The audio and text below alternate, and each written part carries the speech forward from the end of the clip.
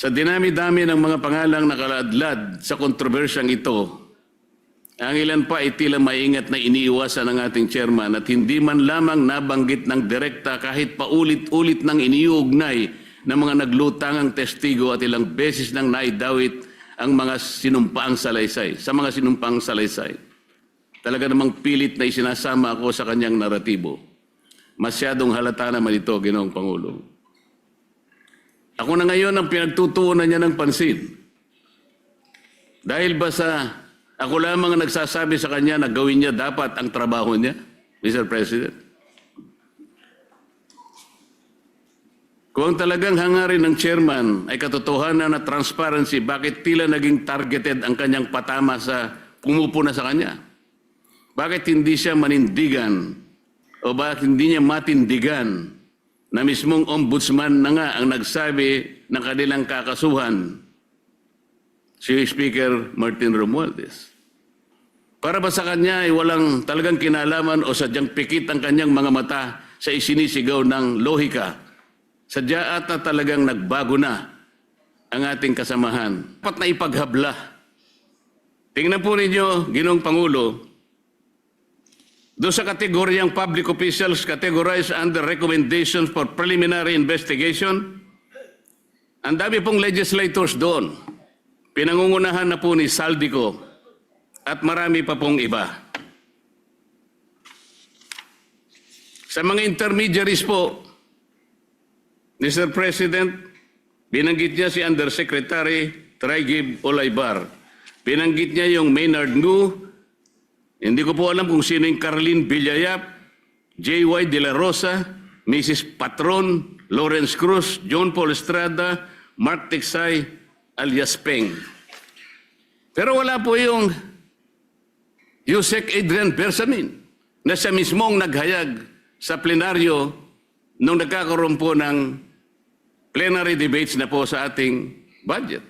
Siya ang naghayag mismo sa pangalan ni Yusek Bersamin at ayon sa kanya, ni-name drop niya ang pangalan ng Pangulo. Sinabi rin po ni Saldico, yung 30 Tamarind Street na kung saan 1 billion ang nai-deliver ni Saldico. At ang tumanggap po noon ay si Yusek Jojo Cadiz. Napakabigat na akusasyon. Ayaw niya talagang tawagin ang mga taong ito. Tila baga, meron siyang pinagtatakpan talaga. Taong bayan na po naghihintay, Mr. President. Hindi ba ang taong bayan ang pinagsisilbihan natin? Meron pa po bang tinitingnan siyang mas mataas sa taong bayan, Mr. President? Palagi niyang sinasabi, hindi ko raw po naiintindihan ang interparliamentary courtesy.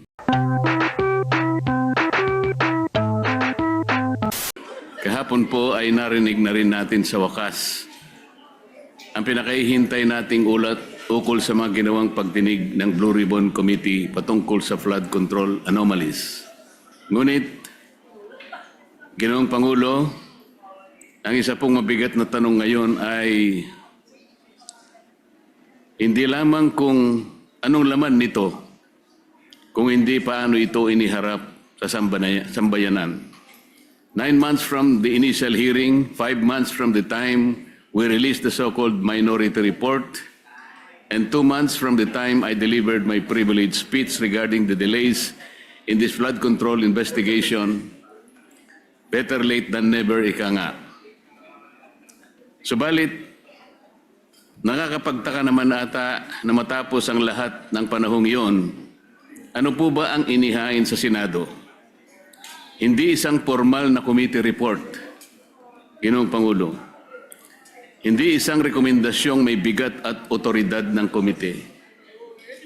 Kung hindi isang progress report na piniling ihatid sa pamamagitan ng privilege speech kahapon ng chairperson. Kung ganito lang din pala ang kahihinatnan, bakit kailangan pa niyang paabutin ng ilang buwan ang paglalahad kung ang tunay na nais ay may paalam sa taong bayan ang kinahinatnan ng mga pagdinig? Kaya ang isa pong pinakamalaking tanong ng lahat ay nasaan po yung progress sa paghahanap ng bayan ng katotohanan? Ano na po ang nangyari sa komite na siyang dapat nangunguna sa pagsisiwalat ng korupsyon at sa paghahanap ng pananagutan? Baka naman ang tunay na problema ay hindi ang kakulangan ng pirma, kundi ang kakulangan sa political will na dalhin ang investigasyon sa natural na tinutumbok nitong direksyon hanggang sa pinakadulo ng pananagutan. If there's a will, there's a way. Bungad ni Senator Lacson kahapon. Kilala siyang magaling na investigador nung panahon niya sa kapulisan. Kung nanaisin niya talaga na tuntunin ang katotohanan sa pamamagitan ng ebidensya na kanyang binigyan pa ng diin, dapat ay hindi niya tinitigilan o ipinagpapaliban ang mga pagdinig. Sinasabi niya na marami daw akong dahilan kung bakit hindi ako pumipirma sa partial report. Ngunit mas marami akong katanungan sa kanyang sariling mga dahilan kung bakit hindi matapos-tapos ang investigasyon ng Blue Ribbon patungkol sa bagay na ito. May mga napako at pabago-bagong desisyon tulad ng Abril 14, naka-schedule ang pagpapatuloy ng hearing sa Blue Ribbon Committee ngunit biglang ipinagpaliban. Ngayon naman, ang kondisyon sa partial report na hindi raw magpapatuloy, Ginoong Pangulo, ang pagdinig hanggat hindi napipirmahan ang partial report. Isa itong malinaw na pag-atras sa nauna niyang sagot sa akin nung siya'y direktang tanungin ko sa bulwagang ito, Ginoong Pangulo. Gaya ng pagtiyak niyang ipagpapatuloy ang investigasyon nang lumabas ang balita tungkol sa pagkahuli ni Zaldico. The quest for truth has been effectively hostaged by the whims of the chairperson who emphasized that he respects the decision of his members, but then said that there will no longer be any hearings unless and until the partial report has been signed. He also said that he wants a healthy discussion, yet won't accept any interpellations. Ano po ba talaga, Kuya? Senator Lacson is indeed consistently inconsistent, invoking transparency when convenient, but resisting accountability the moment questions are directed at him and his report. Mr. President, are all members of the committee mandated or obligated to sign committee reports? Can members of the BRC be compelled to sign a partial report? There is nothing in our rules that say so, Mr. President, because his statements appears to imply that the delay in the release of the committee's partial report is the fault of the committee members themselves. How can the chair say that refusal to sign is tantamount to blocking the committee report? Isn't it the minority who submitted the so-called minority report to awaken the committee chair in submitting the report that was long overdue? Siya ay iniluklok ng taong bayan sa posisyon dahil sa tiwala nila sa isang tinaguriang independent fiscalizer ng Senado. Kumisan nga, Ginoong Pangulo, ay na-associate siya bilang corruption czar, moral crusader, Mr. Clean, Mr. Righteous, Holy Willie, grabbuster. Ngunit imbis na gampanan ang kanyang tungkulin sa mamamayan, gumagawa pa siya ng isang imposibleng kondisyon, ang pagpirma sa partial committee report para lamang hindi ituloy ang pagdinig. Moreover, Senator Lacson is again spreading this false narrative na kapag hindi ka pumirma, hindi mo sinusuportahan ang pagtataguyod ng accountability laban sa korupsyon. Let's correct this false narrative, Mr. President. Hindi minamandato ng tuntunin ng Senado na ang lahat ng miyembro ng komite na pumirma sa bawat report na nilalabas ng komite. At the most of it, sumasang-ayon ka kaya ka pumirma. So let this be a clarification to the false narrative being peddled by the chairperson. I haven't signed the report not because I don't advocate for accountability, but because the report itself is incomplete and thus could be biased, Mr. President. To press the committee members into signing a document they are not fully convinced risks compromising both the integrity of the process and the credibility of the committee. Anong kasiguraduhan ng mga miyembro ng komite na ang kanilang pagpirma sa partial committee report ay hindi gagamitin para tuldukan ang mga pagdinig at iwasan na ang paggawa ng matagal na inaantay ng taong bayan na final report? Anong gagawin o magagawa pa rin natin, Ginoong Pangulo, kung sakasakaling sabihin niya na tapos na ang pagdinig, total majority na ang nakapirma? It could be a trap, Mr. President. Bukod pa rito, Mr. President, may isang bahagi po sa nasabing privilege speech ang kumuha sa aming atensyon at hindi namin maaaring palampasin. Tulad nitong flood control scandal na patago ang atake. Ito pong slide na may pamagat na allocables at leadership fund na kanyang ipinakita sandali kahapon ay may imahe na hindi naman lubos na inilantad sa taong bayan. Putol, hindi buo, walang sapat na konteksto. At tila ba'y tumutukoy sa representasyong ito bilang humihingi ng mga proyektong katumbas ng 500. Whether it's 500 billion, 500 million, or 500,000. The big document tells a narrative that a certain Kong Marcoleta has this 500 allocation for the DPWH.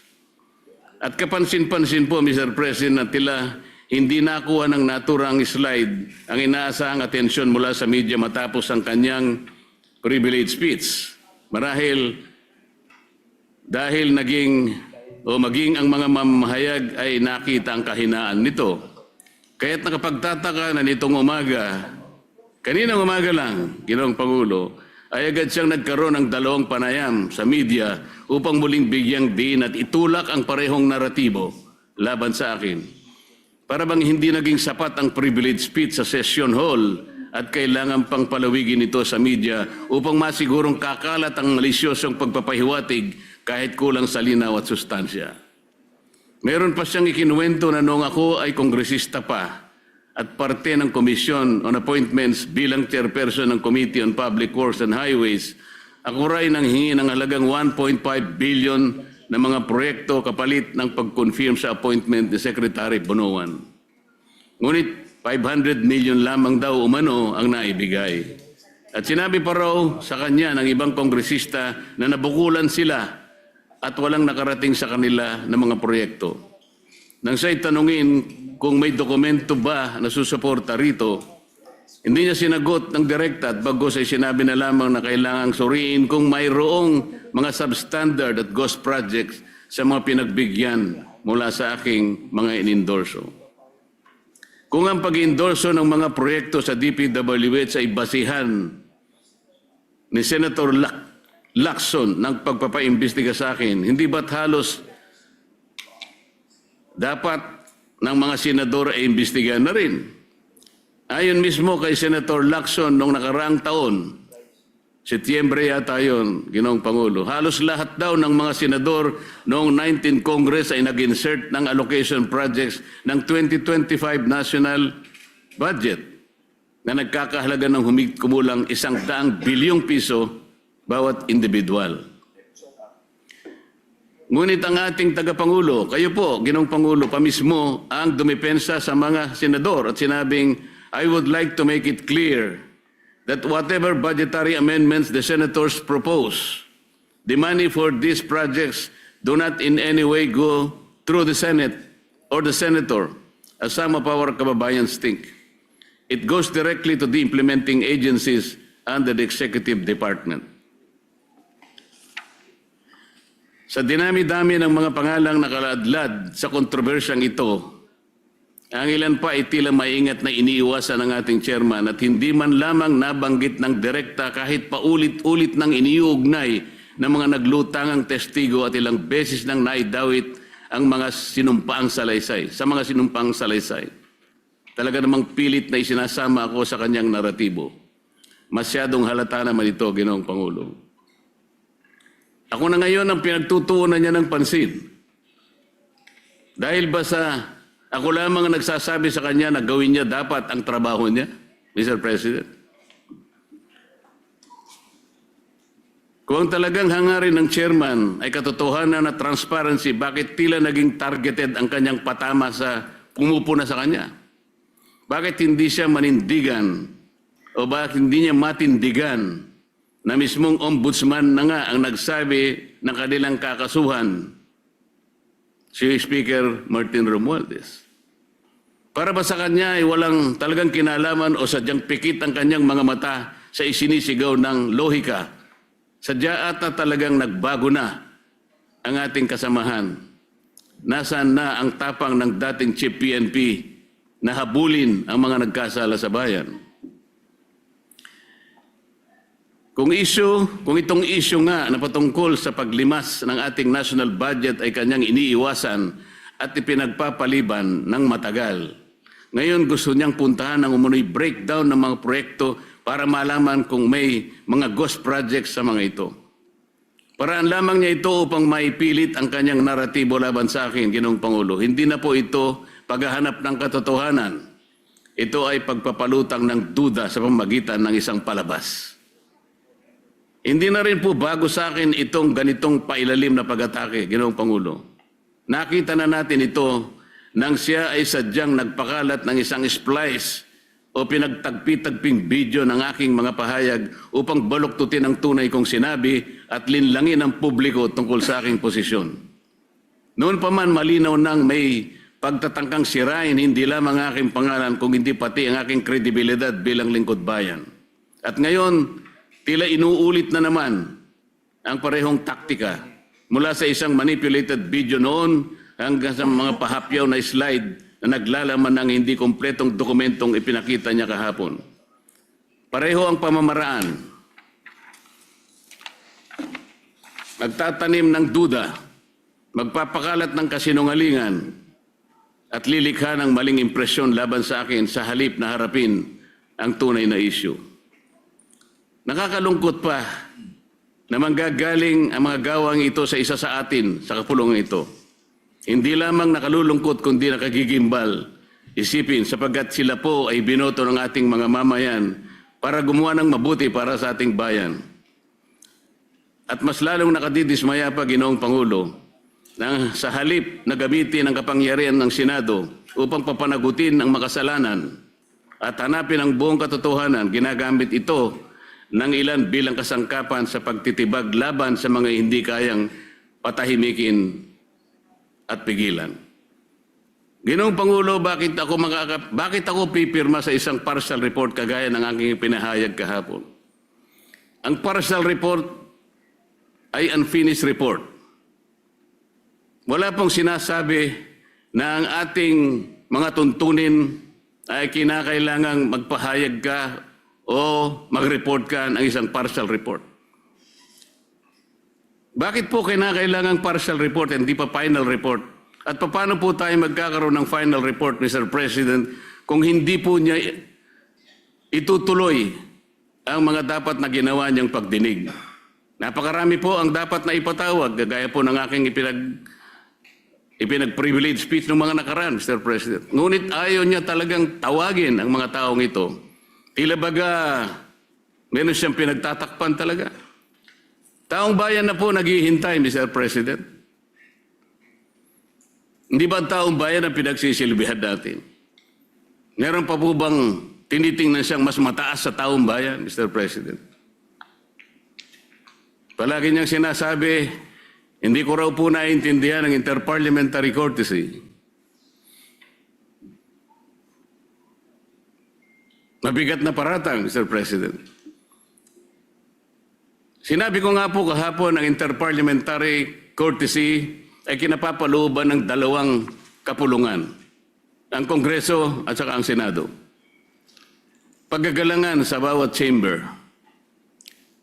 Ngunit bakit po itinatanghal niyan ay galang natin ang kabilang chamber, ngunit tayo mismo dito sa ating sariling bulwagan ay hindi ko nakikita ang tunay na paggagalangan.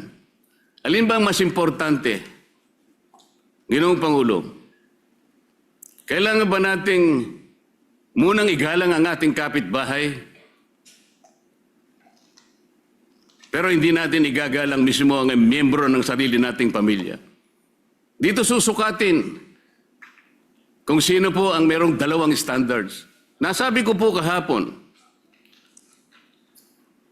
bakit hindi ko babaliwalayin ang konsepto ng interparliamentary courtesy kung yung pong mga taong binabanggit sa napakaraming mga testimonya ng tinawag nating mga witnesses at mga resource persons ay tumutukoy sa mga taong ito. Gagamitin pa natin yon samantalang sinabi nga natin nilimas na nga ang pera ng bayan. Gagamitin mong pagtatakip dahil sa paggalang sa interparliamentary courtesy. Hindi ba sa unang-una pa lang sila nang hindi gumalang sa mga taong bayan na pinaglilingkuran natin? At sa kanya pong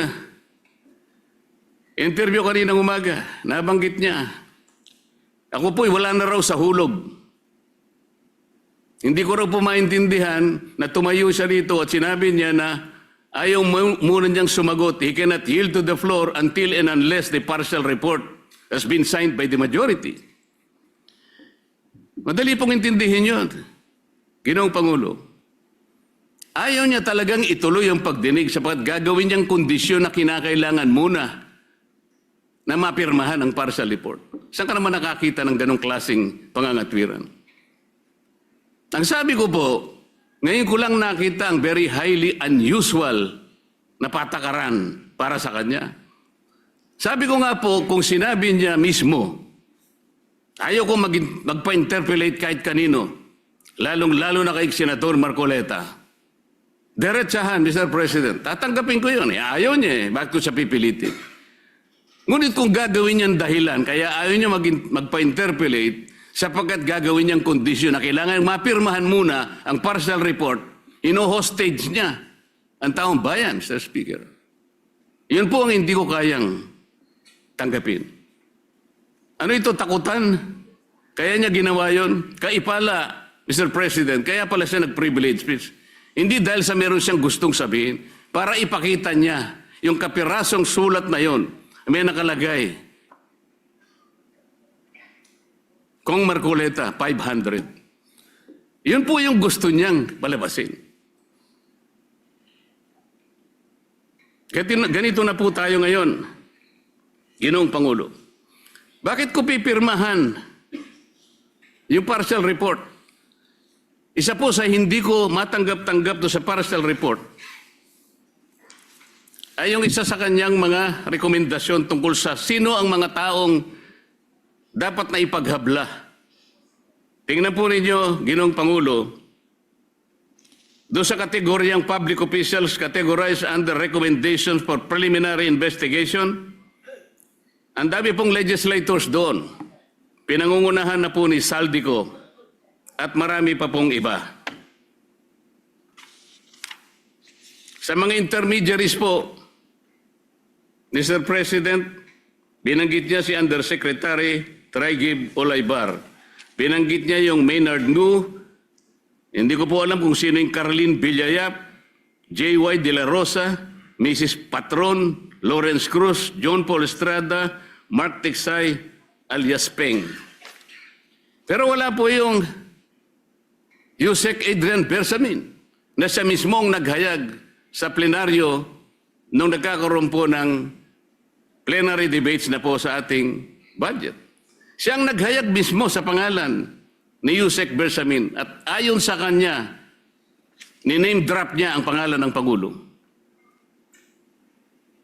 Sinabi rin po ni Saldico, yung 30 Tamarin Street na kung saan 1 billion ang nai-deliver ni Saldico.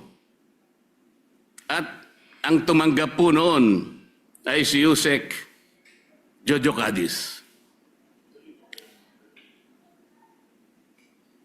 Napakabigat na akusasyon. Ginoong Pangulo, wala man lang po rito sa dapat na banggitin na intermediaries. Nasaan po ang pangalan ni former Speaker Martin Romualdez? Nilagay po niya do sa classification ng public officials categorized under fact-finding investigation. Ang laki po ng diferensya ng fact-finding investigation sa preliminary investigation. Bakit po yung tinuturo mismo na mastermind, yung pa po yung nasa...